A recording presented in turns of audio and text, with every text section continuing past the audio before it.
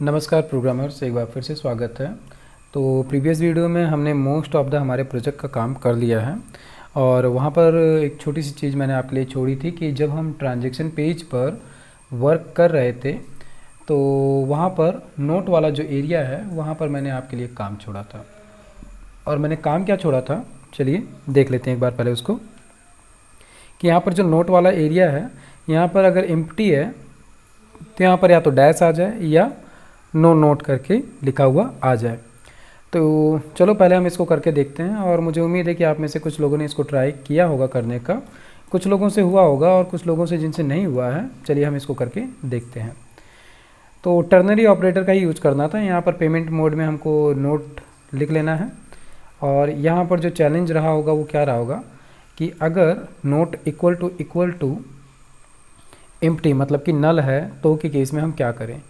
ऐसे केस में मान लो कि हमने यहाँ पर ब्लैंक दे दिया और फिर हम यहाँ पर दे देंगे ठीक है अगर नल है तो के केस में सपोज दैट मान लो हम इसको हटा देते हैं और यहाँ पर आते हैं और यहाँ पर देते हैं सपोज दैट नो नोट और इसके बाद में ये ठीक है। अगर ये ऐसा है तो इसको एक बार हम रिफ्रेश करके देख लेते हैं कि यहाँ पर क्या आता है।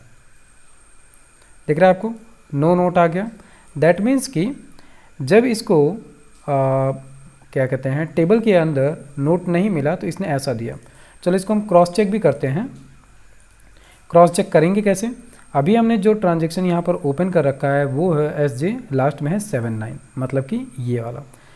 तो इस अकाउंट को हम कॉपी करते हैं और इसी में हम कुछ और ट्रांजैक्शन करते हैं। कस्टमर डिपॉजिट किया, कस्टमर डिपॉजिट पे आते हैं और हम यहाँ से सर्च करते हैं आईडी को, प्लस सपोज दैट हम क्रेडिट ही कर रहे हैं और हम 10,000 रुपये और क्रेडिट कर रहे हैं और इस बार को हम नेट बैंकिंग से कर रहे हैं। और यहाँ पर लिख देता हूँ कि ट्रांजैक्शन कंप्लीटेड एंड सबमिट। अब हमने ये किया, दैट मीन्स कि ये ट्रांजैक्शन ऐड तो हो चुका है और 16,000 रुपये यहाँ पर हो गए। हमको successfully new transaction of completed का मैसेज भी मिल गया। ठीक है, बहुत बढ़िया। तो अब हम इसको रिफ्रेश करके देखते हैं कि यहाँ पे वो ट्रांजैक्शन आया, बिल्कुल आ गया, दिख रहा है 18 तारीख का ट्रांजैक्शन। लेकिन यहाँ पर एक प्रॉब्लम आई। क्या आई कि ये सब कुछ तो ठीक है, यहाँ पर आ गया 10,000। क्यों आया? हमने यहाँ पर देने में गलती की। क्या? अमाउंट दे दिया है, यहाँ पर हमको देना है नोट। तो एक बार फिर से रिफ्रेश करते हैं, ट्रांजैक्शन कंप्लीटेड का नोट आ गया। अच्छा, एक चीज़ यहाँ पर और हो सकती है। क्या? मान लो किसी ने नोट जो है वो थोड़ा लंबा दे दिया, मतलब कि एडमिन ने किसी का ट्रांजैक्शन डिपॉजिट करना था, डिपॉजिट तो किया लेकिन वहाँ पर नोट दे दिया कुछ बड़ा। सपोज दैट मान लो, चलो एग्जांपल लेते हैं एक हम, यहाँ पर हमने दिया क्रेडिट ही फिर से करते हैं और क्रेडिट इस बार 10,000 फिर से करते हैं और इस बार को हम सपोज दैट UPI से किए। ये ट्रांजैक्शन में अभी 8,000 रुपये बाकी हैं बिकॉज UPI में प्रॉब्लम आया था।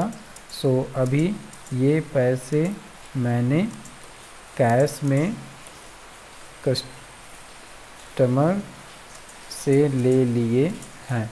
मान लो कि ट्रांजैक्शन था, फेल हो गया UPI का और 1,000-2,000 गए या कुछ भी नहीं किया मान लो, और ट्रांजैक्शन जनरेट हमने कर दिया क्योंकि यहाँ पर हम ऑनलाइन पेमेंट वगैरह का सिस्टम तो किए नहीं है। बस यहाँ पर हम ट्रांजैक्शन जो भी ले रहे हैं उसको लेने के बाद में हम यहाँ पर एक एंट्री जनरेट कर रहे हैं। तो इसको हमने सबमिट किया।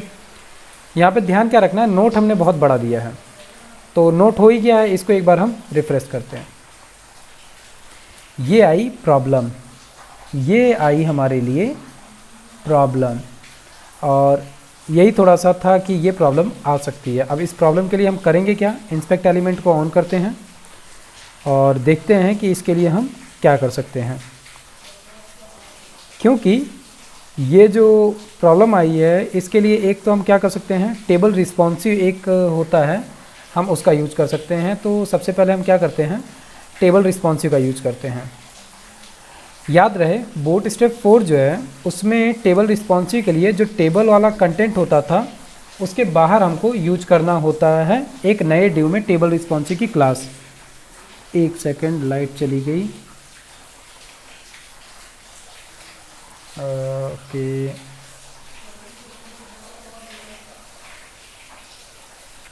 अंधेरे में वीडियो पॉज करना थोड़ा टफ वर्क हो जाता है क्योंकि आज बारिश भी हो रही है तो लाइट आ और जा रही है, तो इन्वर्टर ऑन करना था। ठीक है, हम बात कर रहे थे कि बूटस्ट्रैप 4 में टेबल रिस्पॉन्सिव की जो क्लास होती है वो अप्लाई होती है टेबल के ठीक बाहर एक नई डिव बनाकर। तो हमारे पास पहले से एक डिव बनी पड़ी है, तो यहाँ पर हमको क्या करना है, टेबल डैश रिस्पॉन्सिव, और रिस्पॉन्सिव टेबल की क्लास हमने लिखी और चल के एक बार इसको हम रिफ्रेश करते हैं। ठीक है, इस क्लास से फ़र्क तो नहीं पड़ा। तो अब हमारा काम क्या है कि हम, अगर याद हो प्रीवियस वीडियो में, पीछे के लास्ट फर्स्ट या सेकंड वीडियो में हमने रो की हाइट दी थी और ये प्रॉब्लम वहाँ से सॉल्व हो सकती है। तो एक बार इस टेबल को हमने ऑन किया, इसके अंदर आए, टेबल में आए और टेबल के अंदर आए हम बॉडी पर। हालांकि ये काम हम यहाँ से भी ले सकते थे, तो टूल टिप करके यहाँ पर आ गए और यही थी वो TR। तो लाइन हाइट यहाँ पर हमने 0 दे रखा था, इसी को हम बढ़ाते हैं, दिख रहा है? ठीक है, मतलब कि लाइन हाइट हमने 0 दिया, ये ठीक है। हाइट भी हमने 0 दिया, ये भी ठीक है। और ये हाइट जो है ये भी ठीक है। अब समस्या इसको आ रही है कि ये रो जो है रो को तोड़ नहीं रहा है। तो एक लाइन की हाइट अगर हम बढ़ाएंगे तो ये पूरी की पूरी लाइन को डिस्टर्ब कर रहा है। ओके, और एक प्रॉब्लम और हुई है, कंटेंट बड़ा होने पर इसने 2010 को जो ईयर था उसको कंटेंट से रिप्लेस कर दिया है और इसने असल में इस पूरी लाइन को बहुत खींच दिया है। इसके लिए एक काम और कर सकते हैं, इंस्पेक्ट एलिमेंट को ऑन करते हैं, हम पर्टिकुलर हर एक कॉलम को स्पेसिफिक साइज़ दे देते हैं, क्योंकि हम ये इज्यूम करते हैं कि ये जो है ये पूरा का पूरा 100% लिया है। परसेंटेज में हम बात करते हैं कि 100% लिया गया है। तो हम टेबल पे आते हैं और यहाँ टेबल में आते हैं और टेबल के अंदर हम जो है हर एक रो पर आते हैं। तो यहाँ पर भी प्रॉब्लम हो जाएगी क्योंकि हमने कॉलम तो कुछ लिया नहीं है। हालांकि हम चाहें तो कॉलम को ब्लैंक ले सकते हैं, हमको कॉलम ब्लैंक लेना ही पड़ेगा इस केस में, अगर हम चाहते हैं कि यहाँ पर हर एक को स्पेसिफिक साइज़ दें, क्योंकि टेबल रिस्पॉन्सिव यहाँ पर काम नहीं किया। अच्छा, ये काम तो किया होगा, ये काम किया कैसे होगा, इस तरीके से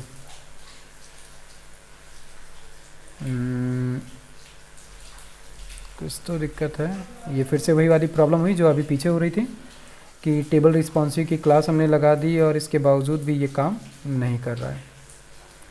ओके, तो हो सकता है हम ये कंटेंट हटा देते हैं और इसके बाद में हम इसको रिफ्रेश करते हैं। ओहो, इनको हटाकर अभी कर देखते हैं।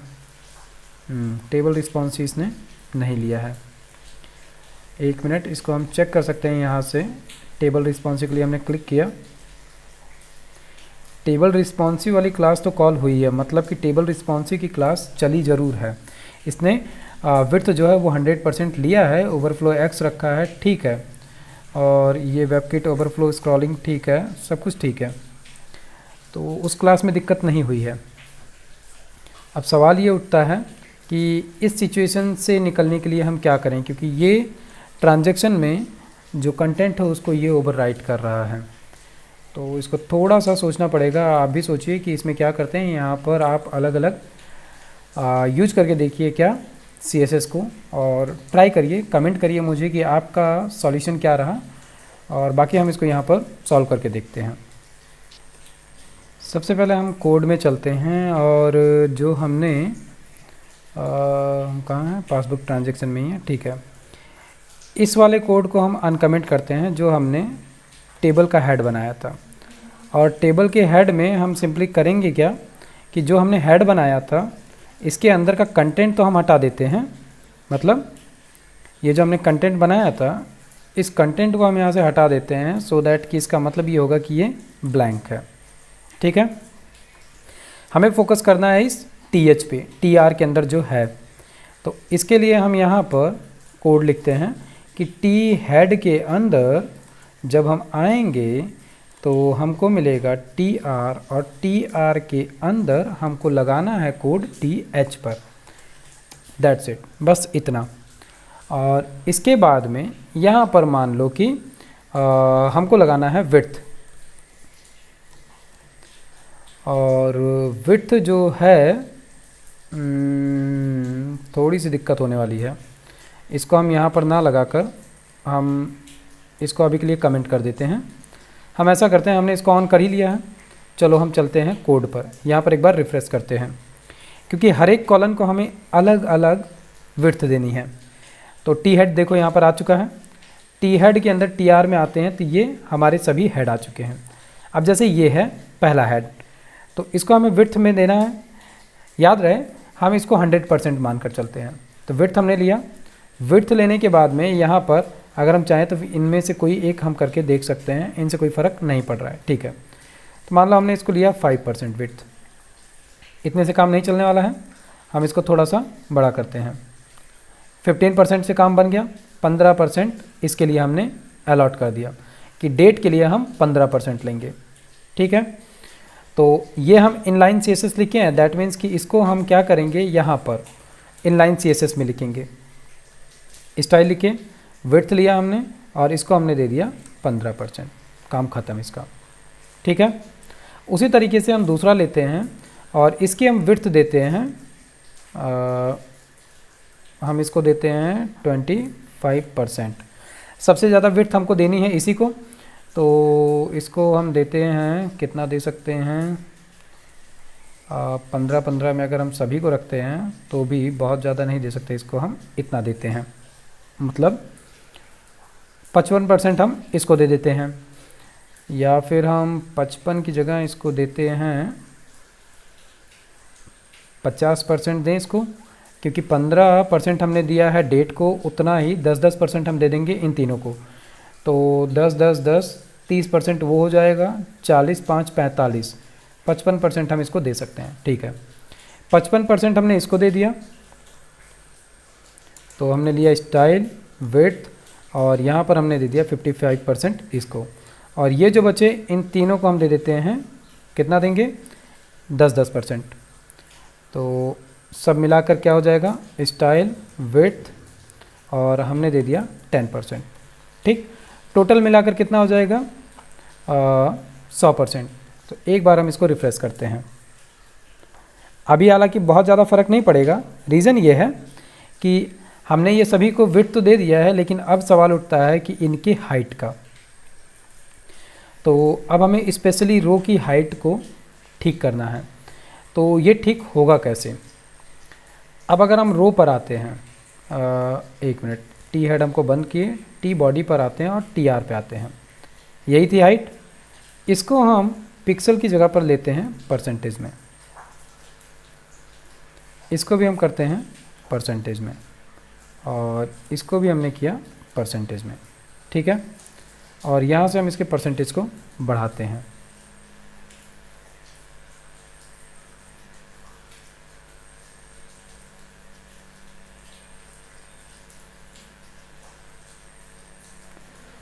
ओके, ये बढ़ तो रहा है, लेकिन ये हमारे लिए सूटेबल सॉल्यूशन नहीं हो पा रहा है। कुछ सही सा सॉल्यूशन इसके लिए सोचना पड़ेगा। लाइनों के बीच में स्पेस ज़्यादा हो रहा है और हम इसको पिक्सल्स में, लाइन हाइट हम पिक्सल में नहीं दे पाएंगे। रीज़न ये है कि एक रो जो है वो एक रो मात्र नहीं रह सकती है, वो टूट कर 2-3 लाइनों में जा सकती है। तो ठीक है, इसके लिए हम देखते हैं कि क्या कर सकते हैं। ओके, थोड़ा सा समय लग गया इसको फाइंड आउट करने में। एक्चुअल में फिर से हम स्टार्ट से समझते हैं इस चीज़ को कि यहाँ पर कोड में क्या है और यहाँ पर क्या है। तो अभी हमने यहाँ पर कॉलम को स्पेसिफिक साइज़ दे दिया था, लेकिन इससे भी हमारी प्रॉब्लम सॉल्व नहीं हुई थी। बस क्या हुआ था कि इसको 15% दे दिया, इसको 55% दे दिया और बाकी सारी चीज़ें। लेकिन अगर थोड़ा सा हम यहाँ अपने कोड में आए तो टी तो ठीक हो गया है, बट टी के अंदर ये टी जो है, ये टी के साथ में भी समस्या है। तो हमको बस करना क्या है कि जो ये टी डी है, इन टी डी पर ध्यान देना है। अच्छा, इसके लिए पहले हमको क्या करना पड़ेगा, ये जो कोड था जो हमने टी बॉडी में टी आर को क्या किया था, लाइन हाइट दी थी स्पेसिफिक, ये हम नहीं देंगे। एक बार रिफ्रेश करें, कोड जो है वो नॉर्मल हो चुका है, देख ऐसे रहा है। अब इसमें अगर हम टी डी पर चलते हैं, जैसे ये है टी डी, दिख रहा है आपको, ब्लू कलर दिख रहा है, उसके चारों तरफ क्या दिख रहा है, ग्रीन कलर दिख रहा है, light green colour. That means कि ये जो लिया जा रहा है ये क्या है, पैडिंग है। अगर हम इस पैडिंग को ठीक कर दें तो ये जो एक्स्ट्रा स्पेस आ रहा है इसकी कहानी वैसे ही ख़त्म हो जाएगी। और प्लस हमने पहले से ही अपने टी हेड को स्पेसिफिक, यानी कि जितने भी कॉलम थे उनको स्पेसिफिक साइज हमने दे ही दी है। तो इसके लिए हमको करना क्या है, हम इसी वाले कोड का यूज करेंगे। और इस वाले कोड में हम करेंगे क्या कि, अच्छा एरो नहीं लगाएंगे तब भी काम चलता है कि, लेकिन अगर हम एरो लगाते हैं इसका मतलब ये होता है कि स्पेसिफिक हम यहीं पर जाना चाहते हैं। तो टी आर के अंदर टी डी है और इसको हमने क्या किया, जो पैडिंग होती है हमने पैडिंग इसको दे दी 0 पिक्सल। एक बार इसको हम रिफ्रेश करते हैं। ओके, इसने कोड को नहीं लिया। ओके, कोड को नहीं ले रहा है, दैट मीन्स कि ये कहीं और से कोड को अप्लाई कर रहा है। ठीक, अगर ऐसा केस बनता है तो इसके लिए हम फोर्सफुली इस कोड को हम अगर अप्लाई करना चाहें तो उसके लिए हम CSS में यूज़ कर सकते हैं एक्सक्लेमेशन मार्क के साथ में इम्पॉर्टेंट। देख रहा, ये कोड अप्लाई हो गया। ठीक है, यही प्रॉब्लम इसमें आ रही थी और इसी चीज़ को हमने यहाँ पर सॉर्ट आउट किया। तो यही सेम चीज़ हमको यहाँ पर कर लेनी है कि एक्सक्लेमेशन मार्क के साथ में इम्पॉर्टेंट। मतलब ये है बस कि ये कहीं ना कहीं CSS वगैरह क्या कहते हैं, बूटस्ट्रैप से कुछ कोड लेकर आ रहा होगा जिसकी वजह से ये दिक्कत हो रही थी। तो इतना हमने कर लिया। और इसी के साथ में अगर हम चाहें तो इसमें हम पैडिंग दे सकते हैं, कहाँ से, लेफ़्ट साइड से थोड़ी सी, एक आध पिक्सल की, बहुत ज़्यादा नहीं। वैसे हमने 0 दे ही दिया है तो ये लेगा ही नहीं। ठीक है, इतना ये हो गया। और इसके साथ में जो हमारा ये पूरा का पूरा टी बॉडी है, इसको हम हल्का सा क्या करते हैं, स्पेस दे देते हैं, मार्जिन दे देते हैं, कहाँ से, लेफ़्ट साइड से। क्योंकि लेफ़्ट से अगर आप देखो तो डेट जो है वो बहुत क्या कहते हैं, एकदम लेफ़्ट साइड से आ रहा है, जो कि उसको थोड़ा सा स्पेस वहाँ से होना चाहिए। तो ओके, ये नहीं ले रहा है, मार्जिन क्यों नहीं ले रहा है, मार्जिन इसको लेना चाहिए। और अगर हम राइट से देते हैं तो कोई फ़र्क नहीं पड़ रहा है, इम्पॉर्टेंट की वजह से शायद। ठीक है, हमने इम्पॉर्टेंट दे दिया है। एक बार हम इसको प्रिंट करके देखते हैं कि इसका लेआउट बन कैसा रहा है, तो उसी हिसाब से हम डिसाइड करेंगे। तो ठीक है, हाँ ये प्रॉब्लम आ रही है कि पैडिंग जो है ये दिक्कत कर रहा है, लेफ़्ट साइड से ये एकदम टच होकर आ रहा है। ठीक है, अच्छा एक चीज़ आपने यहाँ पे नोटिस की, इतनी दूर में ये बैकग्राउंड में हमने जो कलर दिया था वो यहाँ पर नहीं आ रहा है, यहाँ पर वाइट आ रहा है। तो मैं चाहता हूँ कि आप इसको खुद से खोजें कि ऐसा क्यों हो रहा है। तो अभी हमको क्या करना है, हमको सबसे पहले तो अपना ये प्रॉब्लम सॉर्ट आउट करना है कि ये यहाँ से ना आए। ये जाहिर सी बात है कहीं ना कहीं से ये कोड ले रहा है, मतलब कि कहीं ना कहीं से ये ले रहा है जिसकी वजह से ये इसको एकदम लेफ़्ट साइड से कर रहा है। तो ये टेबल में बॉर्डर 0 है, वर्टिकल अलाइनमेंट है, यहाँ पर पैडिंग 0 हमने दी है और बाकी कुछ चीज़ें आ रही हैं। ठीक है, तो हम इस पूरी की पूरी टी बॉडी को यहाँ से मार्जिन देते हैं लेफ़्ट साइड से 10 पिक्सल का, और इसको हम दे देते हैं इम्पॉर्टेंट। ओके, इम्पॉर्टेंट से भी कोई फ़र्क नहीं पड़ा। ठीक है, वैसे इस कोड को छेड़ने से अच्छा है कि प्रॉब्लम यहाँ से आ रही है, तो हम को एक चीज़ तो पता है कि हमने अभी जो टीडी थी यहाँ पर हमने ये कोड दिया था। तो पैडिंग हम ऐसा करते हैं, चारों तरफ ना देकर 3 तरफ दे देते हैं। कहाँ कहाँ पर, कोड में आते हैं, और ये पैडिंग असल में हम देते हैं लेफ़्ट में ही, हमको प्रॉब्लम हो रही है तो हम इसको टॉप पे दे देते हैं। सेम कोड लिखते हैं, ओहो जस्ट अ सेकेंड,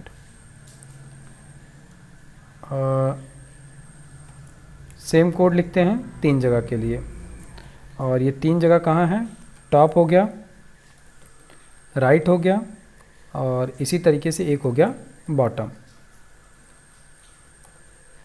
ठीक, और बची बात किसकी, लेफ़्ट साइड की, तो लेफ़्ट साइड का हम देते ही नहीं है। रिफ्रेश करें एक बार, हो गई ये प्रॉब्लम सॉल्व। तो फालतू में CSS एक्स्ट्रा लगाने से अच्छा है जो हमने अभी इंपॉर्टेंट में दिया उसी में बस हमने क्या किया, लेफ़्ट साइड का हमने पैडिंग दिया ही नहीं, तो ऑटोमेटिक ये पैडिंग जो यूज की जा रही थी पहले से वो यूज की जा रही है। तो अब इसको हम एक बार अगर प्रिंट करके देखें तो हमको इसका आउटपुट सही मिल जाएगा। दैट मीन्स कि हमारा जो ये वाला काम था ये पूरा होता है। याद रहे यहाँ पे मैंने आपके लिए एक काम छोड़ा है कि अगर पासबुक के अंदर बैकग्राउंड कलर हमने यूज किया था तो इस वाले कंटेंट एरिया में ये चीज़ क्यों नहीं आ रही है। इसके साथ में अगर ये वाला काम पूरा हो ही चुका है तो हम कोड में जो नीचे जावास्क्रिप्ट का कोड हमने कमेंट किया था उसको हम अनकमेंट कर देते हैं। ठीक है, दैट मीन्स कि जैसे ही हम इस पेज पे अब आएंगे या इसको रिफ्रेश करेंगे ऑटोमेटिक प्रिंट पॉपअप हो जाएगा। ठीक है, इतना होने के बाद में अब हम कुछ चीज़ें मैंने यहाँ पर नोट डाउन की है जो कि हमको आगे करना है। करना क्या है, अमूमन ये प्रोजेक्ट कंप्लीट है, अब इसके अंदर कुछ हम एरर्स और कुछ प्रॉब्लम्स की बात करेंगे या कुछ अगर बचा हुआ काम है तो हम उसको अब करने की कोशिश करेंगे इस प्रोजेक्ट के अंदर। तो उसी में से एक प्रॉब्लम क्या है जिसको अभी हमने सॉर्ट आउट किया कि अगर ट्रांजैक्शन बहुत सारे हैं देन ट्रांजैक्शन प्रिंट पेज पर वो कैसे शो होंगे। मतलब कि जैसे अभी हमने यहाँ पर चेक क्या किया कि अगर कोई ट्रांजैक्शन का नोट हमने एक लाइन से ज़्यादा लिख लिया है तो क्या दिक्कत होगी। उसी तरीके से मान लो यहाँ पर बहुत सारे ट्रांजैक्शन हैं, मतलब आप प्रोजेक्ट के अंदर मल्टीपल ट्रांजैक्शन यहाँ पर करिए, कम से कम 20-30 ट्रांजैक्शन कर लीजिए। 20-30 ट्रांजैक्शन करने के बाद में प्रॉब्लम क्या आने वाली है कि ये तो प्रिंट हो ही रहा है, हमने एक पेज बनाया है, बट मान लो हम इसको रिफ्रेश करते हैं। हमने इसको रिफ्रेश किया, रिफ्रेश करने के बाद में यहाँ पर अगर बहुत सारे ट्रांजैक्शन हैं तो वो ट्रांजैक्शन यहाँ पर कैसे आएंगे और उसको हम पासबुक में कैसे प्रिंट करेंगे। फिर से मैं समझाने की कोशिश करता हूँ कि मान लो यहाँ पर मल्टीपल ट्रांजैक्शंस हैं, ढेर सारे ट्रांजैक्शन हैं, तो वो किस तरीके से प्रिंट होंगे, क्या होंगे या प्रिंट होने में कोई दिक्कत आएगी। अब ये पता कैसे चल पाएगा, जब आप यहाँ पर बहुत सारे डमी ट्रांजैक्शंस करके देखेंगे तब। तो नेक्स्ट वीडियो में हम सबसे पहले क्या करेंगे, यहाँ पर और कई सारे मल्टीपल ट्रांजैक्शंस करेंगे। इसके बाद में नेक्स्ट पॉइंट हमारा क्या है कि अभी हमने जितने भी कस्टमर्स को एडमिन की मदद से रजिस्टर किया है उनके डेटा में अगर हमको कुछ चेंजेस करने हैं तो वो हम कैसे करेंगे यहाँ पर, क्योंकि अभी उसके लिए हमने कोई भी ऑप्शन नहीं दिया है। तो अगर हम किसी भी कस्टमर की डिटेल में कोई भी चीज़ चेंज करना चाहते हैं तो उसके लिए हम यहाँ पर एडिट का ऑप्शन देंगे। मतलब कि हम किसी भी यूज़र की कोई भी डिटेल को चेंज कर सकें, या हो सकता है कि नया कस्टमर रजिस्टर करते समय हमने कुछ डिटेल छोड़ दी हो तो उसको हम कैसे रजिस्टर कर पाएंगे। तो इसके लिए हमको क्या करना है या कैसे हम इसको करेंगे वो आप सोचिए समझिए। साथ में वीडियो अच्छा लगा है तो लाइक करिए, चैनल को सब्सक्राइब कर लीजिए, प्लस जो नोटिफिकेशन का आइकन है उसको क्लिक करिए। और साथ में कोई भी कहीं पर कन्फ्यूजन है, प्रॉब्लम आ रही है कोडिंग में तो आप मुझे कमेंट करिए, मैं कोशिश करूँगा जल्द से जल्द उस कमेंट का आंसर देने के लिए। ठीक है, स्वस्थ रहिए, मस्त रहिए, कोडिंग करते रहिए। मैं मिलता हूँ नेक्स्ट वीडियो में, तब तक के लिए नमस्कार।